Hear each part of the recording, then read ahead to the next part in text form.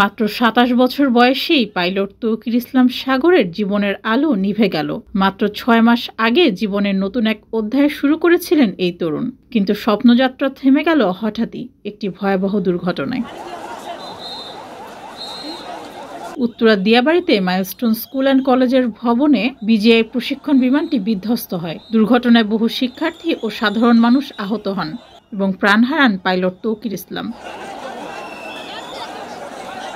মাত্র ৬ মাস আগে তৌকিরের বিয়ে হয়েছিল। তার স্ত্রী ব্র্যাক ইউনিভার্সিটিতে শিক্ষকতা করেন।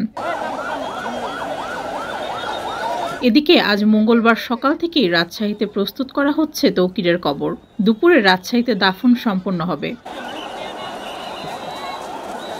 গতকাল তৌকিরের মৃত্যুর খবর শোনার পর সাগরের পরিবারকে ঢাকায় নেওয়া হয়। আজ মঙ্গলবার দুপুরে ঢাকায় প্রথম জানাজা শেষে মরদেহ রাজশাহীতে নেওয়া হবে। এরপর দুপুরে রাজশাহীর সোপুরা কবরস্থানে তাকে দাফন করা হবে। এর আগে রাজশাহী উপশহর ঈদগাহ মাঠে তৌকিরের জানাজা হবে।